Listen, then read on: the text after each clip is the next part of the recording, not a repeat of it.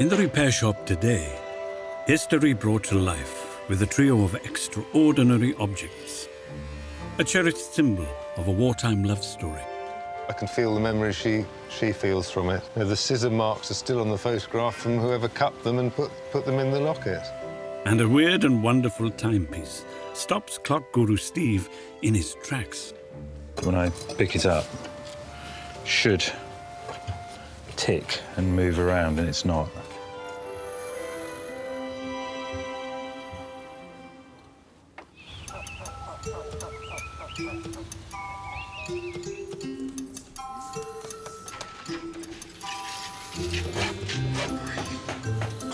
But first, Jamie Woods is hoping resident upholsterer Sonnaz Nooranvary can revamp a family treasure with an intriguing history.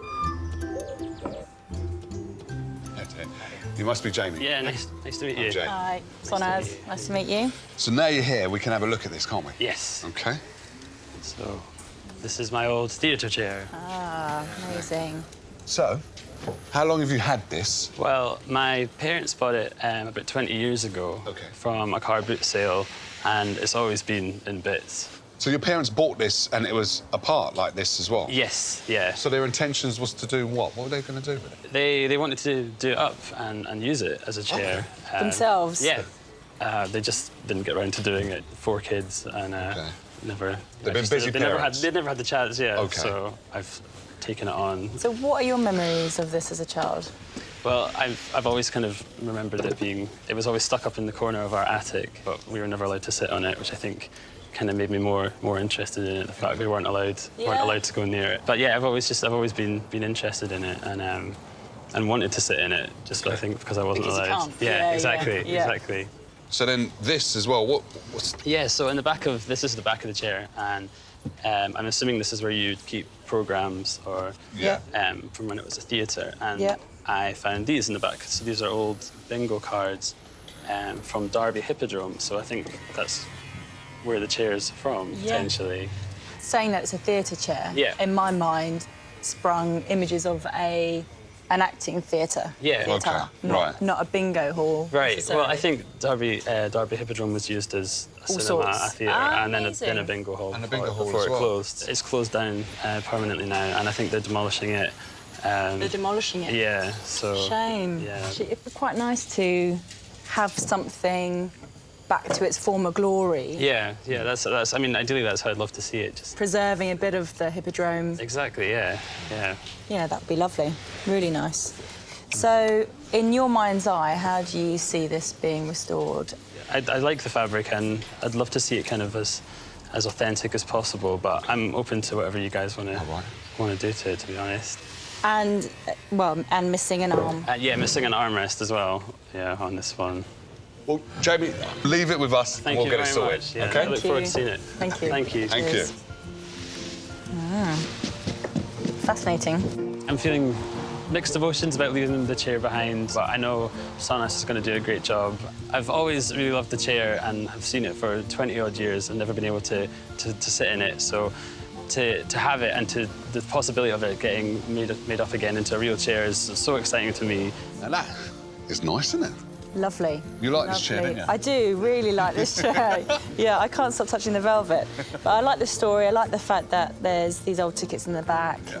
It hasn't been recovered before, is it? No. So it's all original. Yeah. Brilliant. So I'll be the first person to reupholster it, which is really nice. But before Sonnaz can begin work on the upholstery, the chair needs to be deconstructed. So Jay's calling on metal expert Dominic Chenair. How do it, Dom? Hey, Jay, you all right? Thought I'd pay you a visit with a job. What have you got there? Right. These belong to Jamie. OK. That's got metal underneath there. Yep. And this is what the chair sits into. Good. What I thought, seeing as you're such a wizard with the metal, I wanted you to deal with this. I mean, I don't know if that's going to clean up. Well, you're the specialist on this, so personally speaking, whatever you suggest, repaint. I would like it to be, like, look Shiny. new. Yeah, because if that's going to go new, fine. Why not? Leave it with me, no problem. Yep. Thanks, Dom. All right, mate. Thanks Take a lot. care.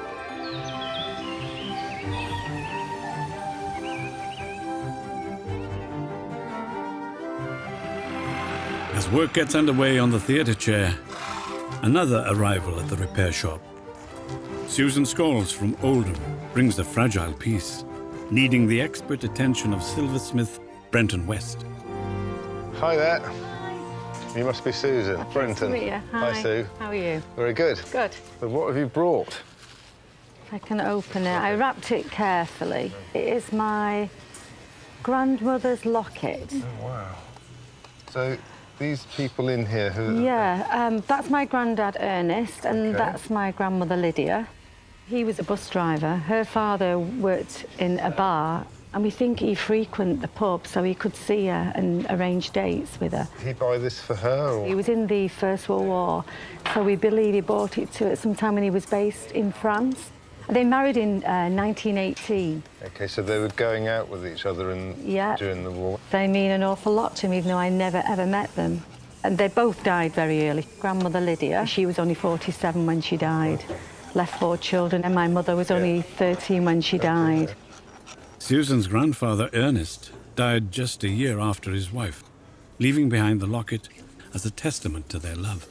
There's a lot of history behind it. It is a little bit battered, unfortunately. These little things are bent, and I can't get them in, but the photographs are worn as well. There's no actual clasp on it. I'm not sure if there is been a clasp there. There seems to be some indentation. There would have been something. There would have been something there. Yeah. I just think it's such a sentimental, memorable thing to have. To me, it's such an important part of life. It's your history, it's where you're from, and yeah, it just means an awful lot to have that, as you can see. I didn't know that she wore this and he gave it to her. Exactly. But it's just a very, very, very important part of jewellery for me. It's something that I will always treasure. It means so much. Yeah, and I'm looking forward to wearing it. OK. And I'll be showing it off. Well, I would do my best to repair it for you. Well, that would be great. Thank you so much. Nice to see you. Yeah, and you. Thank you very much. Bye-bye. Cheerio. Bye. I look back and just think about their history, what they went through. I think it was a very special possession. That's the sentimental part of it, and it means a lot to me. I feel quite excited. I think when I wear it, it's just going to feel as though they're really close to me, and maybe they are.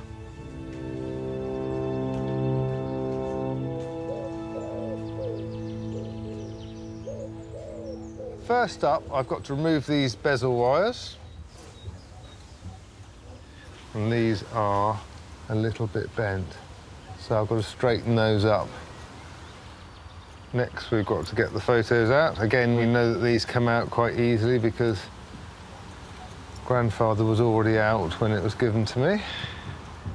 Lockets have been used for centuries to hold scent, locks of hair, and even human ashes.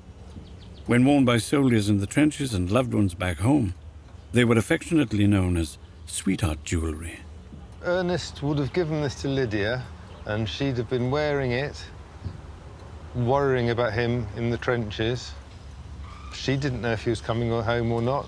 A simple way in those days of people showed love to each other. They had a locket with each other's photographs, and then when it was closed, they were virtually touching each other. So it's a nice thing to work on.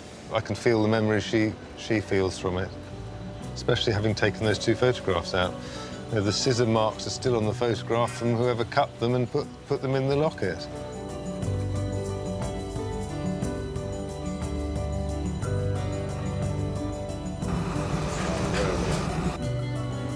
Meanwhile, Dom has taken apart the Derby Hippodrome theatre chair.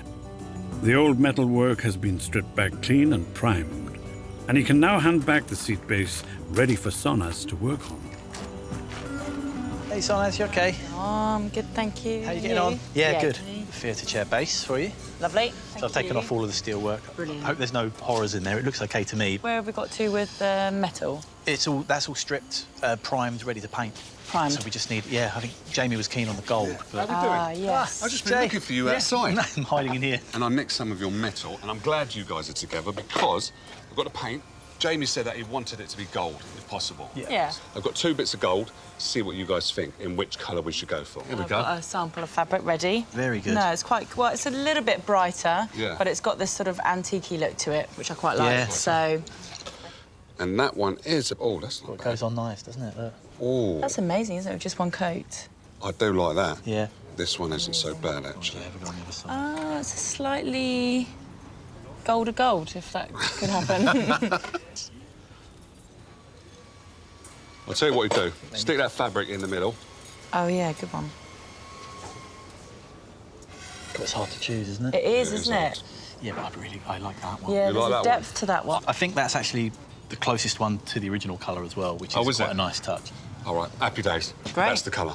Dom, that's what we've got to paint here. Fine. So I'll give you that. Yep. Great. I'm That's sure fine. you can work with that. Thank you, Jay. So you've got the base. Got the and base, got the back, fabric. got the fabric. Strip the chair and rebuild it. Cool. Thank no you. problem. With the shade of gold decided upon, Dom is straight out to his workshop to apply to the chair frame. They're going to look great. I think it's going to look really nice in Jamie's studio. Back inside the barn, Sonnaz can begin work on the seat base. The fabric's attached by these old traditional pins, so it's simply a case of lifting them all out one by one. The challenge is some of them are actually quite tight in the wood. There's a an old label on the inside here, and it says Nottingham Shop Fitting Company, and it was made in Long Eaton, which was basically for a long while the centre of the universe for any furniture making and upholstery.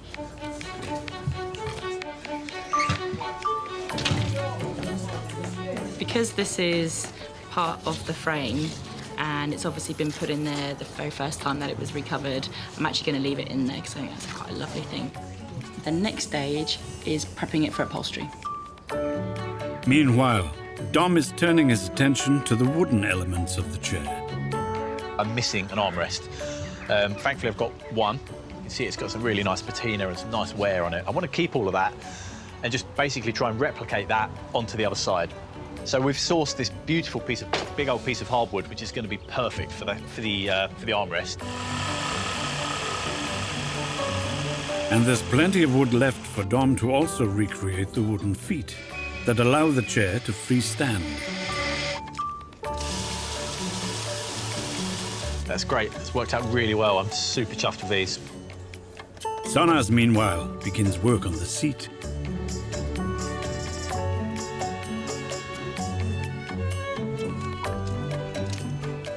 "27 inches square."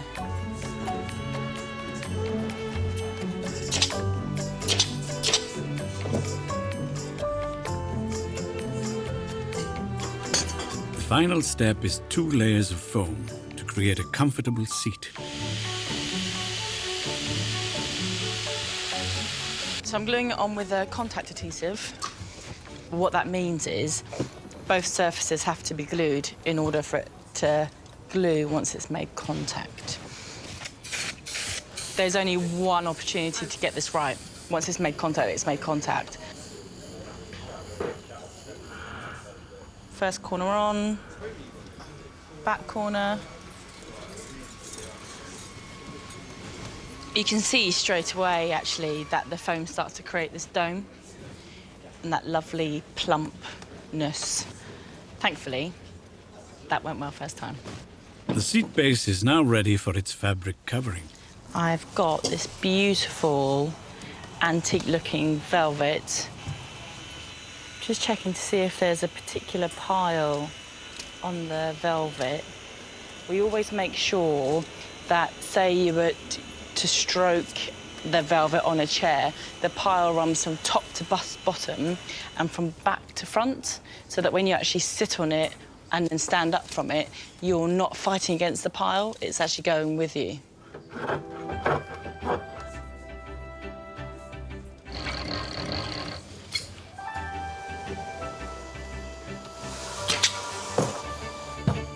So that's the seat base finished. It's all tacked off and the cover fits beautifully. And I think that's quite lovely.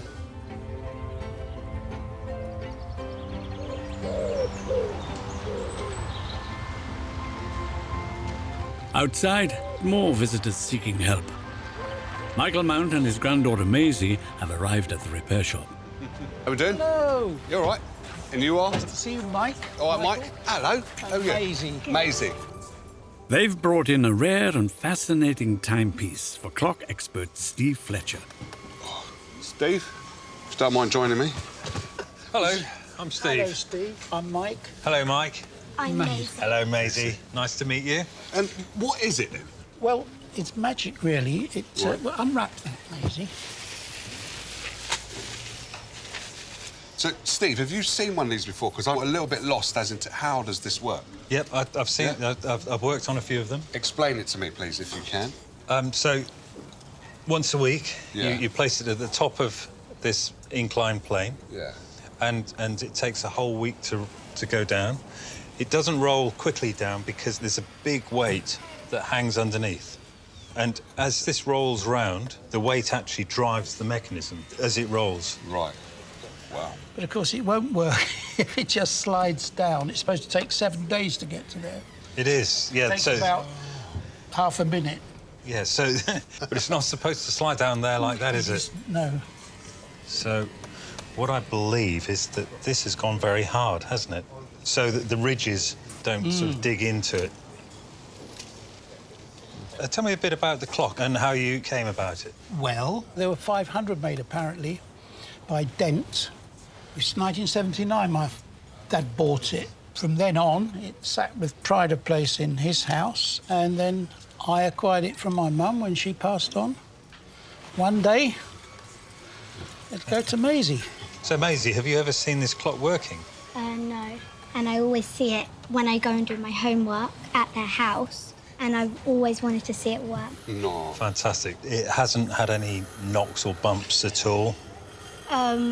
You said it fell down the stairs. Well, I do know that after my dad died, my mum had it up in pride of place on a ledge along the top of the landing by the stairs. And I think she stumbled and gave it a knock, and it did actually go down the stairs. But it's so well made that it didn't actually do any damage. Right, OK.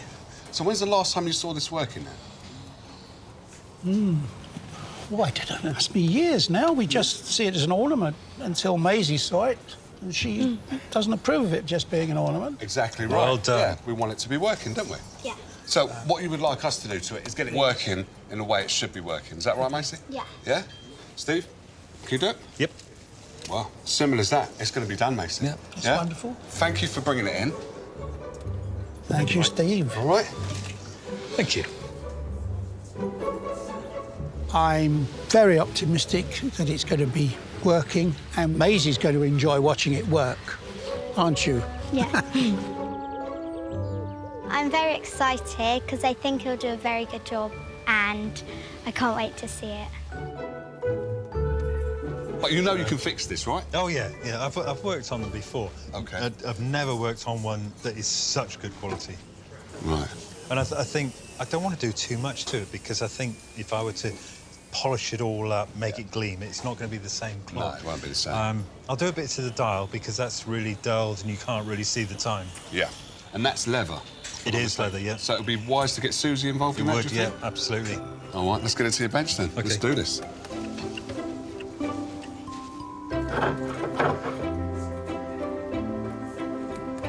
This clock is a reproduction of a clock that was made in the 17th century, but it's not a new concept. In fact, Galileo did some experiments with inclined planes and making water clocks. It's the same principle that it takes a certain amount of time to roll down an inclined plane like this.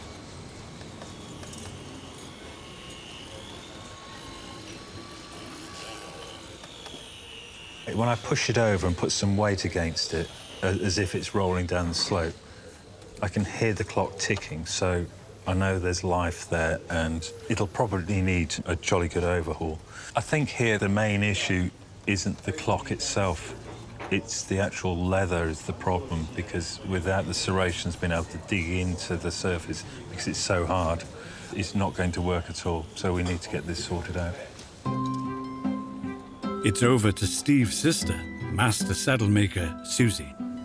Oh, my word, what have you got there? Need some help. Right, I've got this inclined plane clock.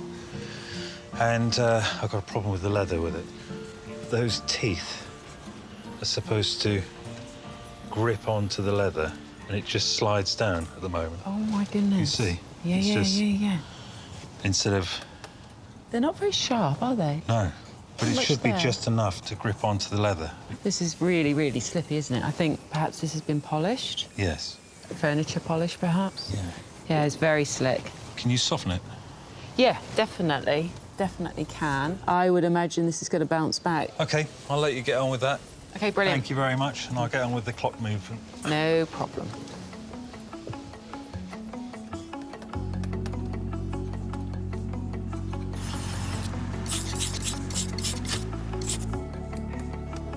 Out in the metal workshop, Brenton is deconstructing the antique brass locket for repair and cleaning. So now I've just got to get the jewel off here. So there's some little tabs in here, which I'm flicking up. And hopefully, when they're all flicked up, the jewel will pop out of its little hole. And there we go. And that's the first time that's seen the light of day for 100 years, probably. And I'm just going to straighten up the inside of this locket so that hopefully it will click again. OK, let's see if that will click now. Whoa, look at that. No, it doesn't fall open now, so we know the photographs will stay in there safely.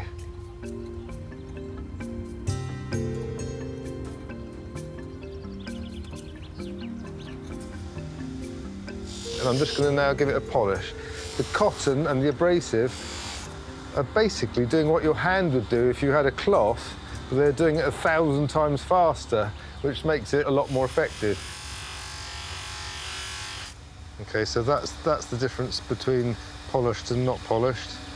On something like this, you've got to be quite careful you don't polish all the detail away, because there is nice sharp edges on it, and you could soon make those edges round by just holding it for too long. So it's just a gentle polish and watching the whole time what we're doing. Nice to leave those little dents and scratches in it. They all have a little story to tell, and you certainly wouldn't want to take those out.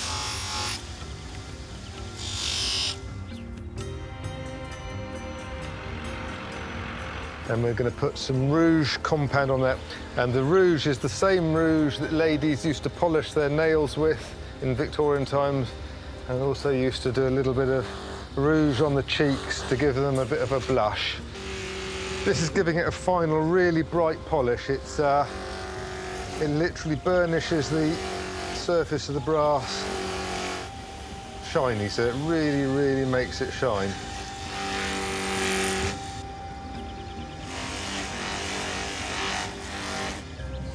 OK, so I'm happy now that this is polished and ready to be put back together. OK, so I've just got to make sure the star goes back through its little hole, which it does, and then I've just got to spread the legs out wide. We get one go at this, and none of the legs are broken off, which is good news. And that's the star back in place, fitted onto the front of the locket.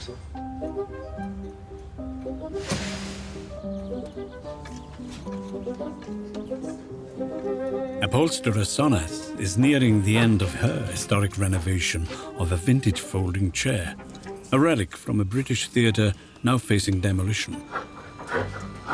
Her final task before reassembly is to upholster the back using the same rich green velvet she used on the base. I'm going to finish the edge off with tacks because that's how it was originally done, and I think it's actually quite a nice look to have tacks still on there.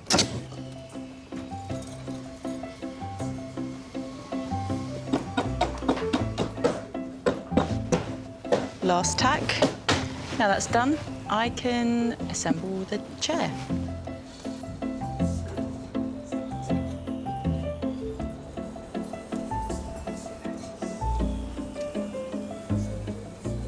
Steve, just give me a hand. Do you want me to hold it? Yes, please. If you could just hold that there for me, Steve. Yeah. That really does look the part, though. It really does. Yeah, cool. Thank you. Really happy with that and can't wait for Jamie to get here. This chair seated thousands of enthralled cinema, bingo and theatre-goers in its heyday. But when Jamie Woods brought it into the repair shop, it was broken and threadbare, with a distinct lack of sparkle. But now he's back, hoping to see it take centre stage once again. I'm very excited to be back and to see the chair. I've always wanted to sit in the chair ever since I was a child. It's always been in our attic and we were never allowed to sit in it. So to finally be able to use it and to sit in it would just mean everything to me. So I'm excited to be back and see how it looks. Hi. Hi, how you doing? How are we doing, Jamie? And you? You all right? Doing, yeah. Good to see you both, yeah. And you? Don't be shy. Step forward. Do you remember what the chair was like when you brought it in? I do. It was a bit of a sorry state, wasn't it? Yeah, a bit worse for And in wear. pieces. And in pieces, yeah. OK. Do you want to sit then? Yeah, I'd love to. Should we show? Yeah. I think you've waited long enough. I'm very excited. Wow. Oh my God, that is crazy. I can't believe it's the same chair. You said it's crazy. Is it crazy good? Yeah, it's crazy good. Bad. OK. That's amazing. I don't know how you guys have done that. Wow. Can I touch it? Yeah, absolutely. It's yours now to do whatever you want with it. It's got the new armrest as well. I'm so impressed. Honestly, That's really sweet. You know, this is what I've always wanted for it to be back to its like original glory, and that's exactly what it is. Would you like to sit in it? I'd love to. Wow. Is it comfortable? It's really comfortable. Oh, good. I've always wanted to sit in it. I've never been able to before. 20 years 20 in years. longing for sitting in it. Thank you. You seem speechless. I am. It's been a long time coming, and Right.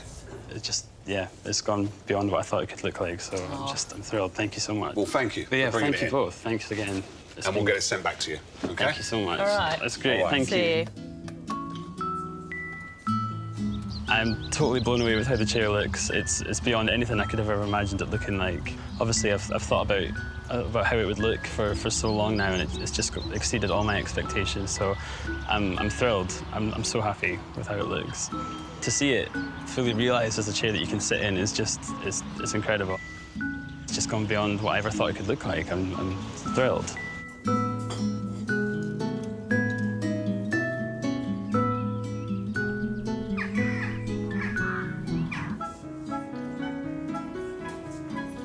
Sonnaz may be flushed with the triumph of her renovation, but Steve is just beginning his work.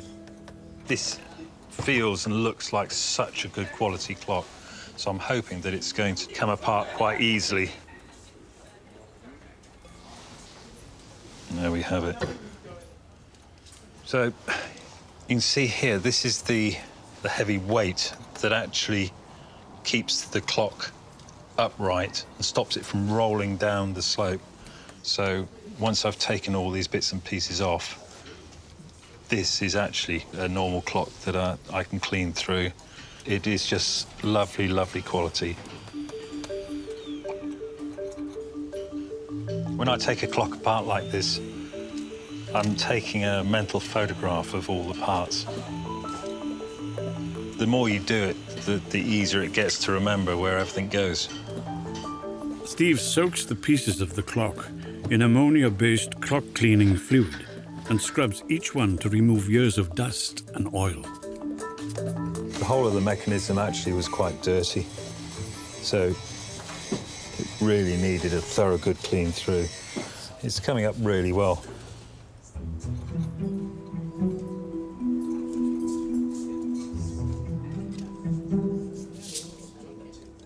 I've actually found a badly bent tooth, and I didn't expect to see that in this clock at all, because usually you'll get badly bent teeth like this when there's a mainspring in a clock and the mainspring breaks. But in this clock, there's no mainspring, so I wasn't expecting this at all. And then I remembered Maisie saying to her very embarrassed grandfather about someone dropping it down the stairs. That's the only way that this tooth could have bent this way.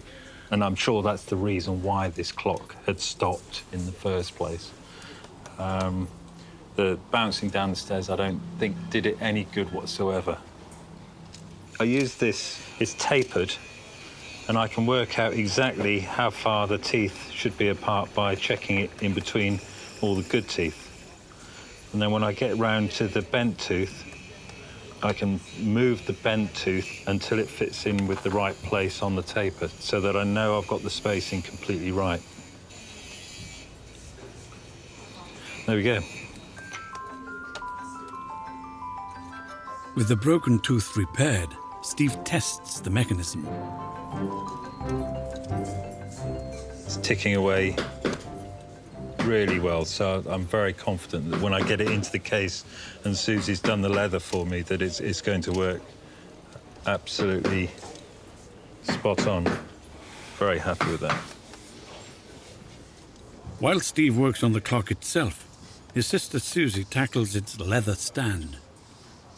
A lot of the issue with the clock not being able to grip is it has years of furniture polish on it. It's very slick and it's got some bunching of dust on it as well. So just very gently with the cotton wool bird. Just circular motions, nothing aggressive. Just remove that build-up of furniture polish and embedded dirt. Once those layers of polish have been removed, Suzie can replenish the leather. This leather dressing that I'm using, it is made to feed the leather, put back some of the oils that it loses in day-to-day life. It's definitely got some grip forming. With the leather restoration well underway, Steve is rebuilding the clock. I'm just about to reassemble the final part of this clock. I'm just going back to my memory banks to try and remember how I took it apart. I think I know how.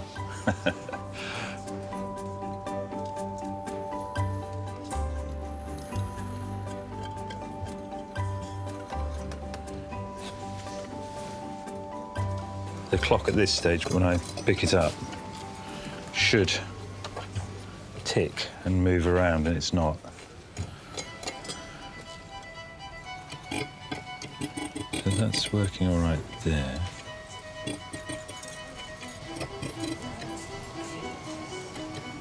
Right, I think I've cracked it. The roller bearing has to be a certain way round. Oh no, it's still binding.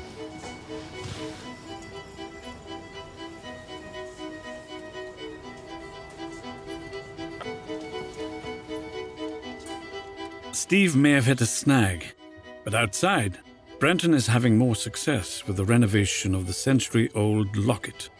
It's time to fit the photographs. I've got these old pictures, which are lovely and have all of the memories, but they're not the best quality. And Sue has given me some new pictures, which I'm going to put into the Locket for her. Having Lydia and Ernest with these new photographs back in the Locket, I think will be fantastic. Put this bezel in. And then Lydia, she goes in. There we go. And there they are, reunited in their beautiful little Locket. Ernest and Lydia. When the 100-year-old brass Locket was brought into the workshop, its pieces were ill-fitting and tarnished. The photos faded and worn. Now repaired, restored and polished to perfection, the sweetheart jewellery is complete once again. Just in time for owner Susan to collect her grandparents' love token. I didn't sleep well, actually, last night thinking about it. It means an awful lot to me, so yes, it's going to be, yes. I can't really say because I am getting emotional now. It means an awful lot to me because the Locket was worn by my grandmother and my grandfather, Ernest, bought it. So there's a lot of sentimental value involved. Hi again, Sue. How are you, Brenton? Very good. How are you? I'm okay, Good. yeah, excited. Excited? Very, yes. OK, you can open the box then.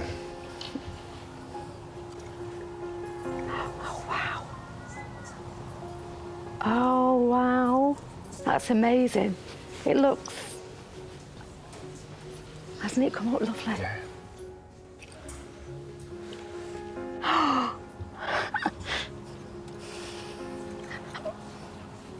Yeah, it's like that. That's amazing. Oh. Thank you, it's gorgeous. Oh, it's going to give me so much pleasure wearing that. Thank you. I'm really pleased. Sorry. That's what we do it for. Nothing to be sorry about. Nothing to be sorry about. Emotional wreck. Yeah, that's good. I think my granddad Ernest would be so proud of it. I'm sure my grandmother would. I just need to choose something really nice to wear it with. But we've actually got another little thing for you. So we've got your silver chain for it. Really? Okay.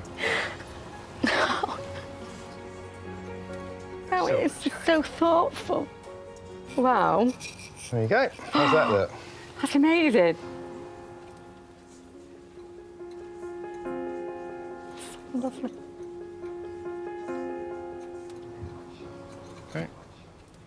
Oh, it looks fabulous, doesn't it? It does. It looks really good. Thank you so much. It's a pleasure. It really has been a pleasure doing that. Good. Because I know what it means to you, so that's great. I shall put it safe. Cheers. Thank you. Okay, then. Thank you. Cheerio. Bye-bye.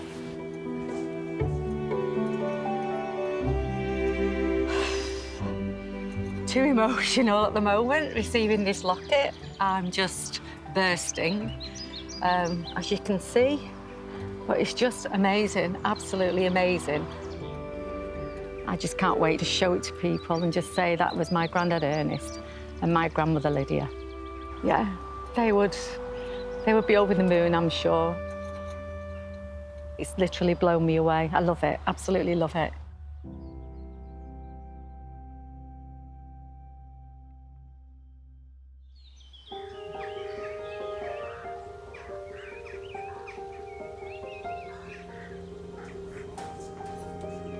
The inclined plane clock had left Steve stumped, but further investigation has revealed the solution. I've just sussed out what I'm doing wrong here. This weight I've put on the wrong way round. There's a cutout here, and the cutout's supposed to be at this end here. Sometimes a problem like this is just staring you in the face.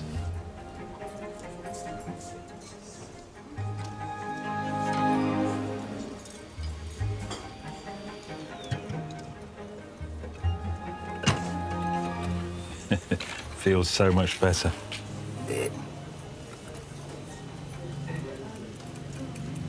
Fantastic. Good. That's what should have happened in the first place. And just in the nick of time, Michael and his granddaughter Maisie make their way back into the repair shop. I'm sure it'll look a lot better than it did when we brought it in. And in fact, it wasn't working when we brought it in, so hopefully that'll be all fixed too. I'm really excited to see it work for the first time. Really, really excited. Hello. Hello. Nice to see you again. You too. Hello. Hello. How you doing, mate? So, it's the first for the repair shop to work on a clock like this, isn't it? Yeah. We've never done one of these before. Yeah. So, you look quite anxious. You all right? I'm very optimistic. I'm very optimistic. I've got a lot of confidence. Okay. Okay. Let's show.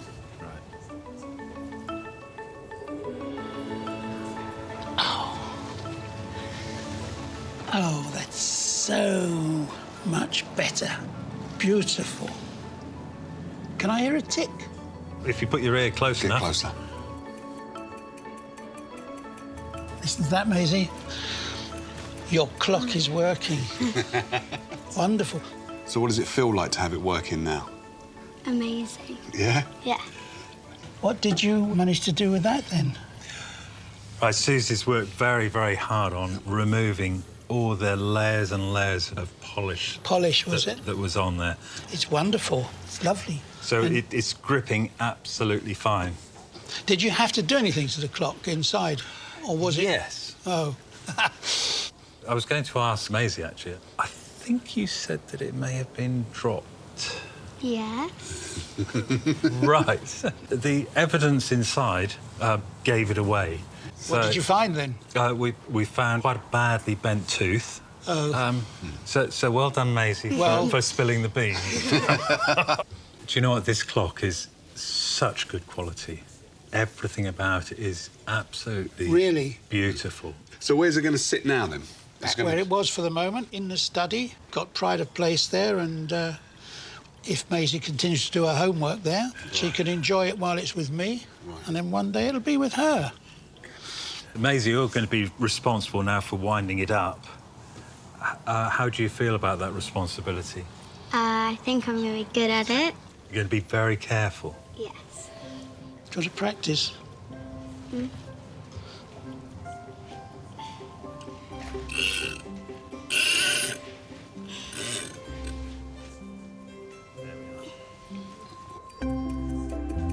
Lovely job, thank you so much. You're very, very welcome. Thank you. You're more than welcome, Maisie, and I'm glad you're going to enjoy it and be able to hear it ticking.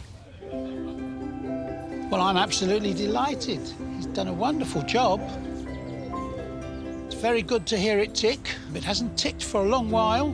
That's very pleasing, very pleasing. I'm really happy that we came to get it fixed. I'm really excited to put it back in pride of place where it should be.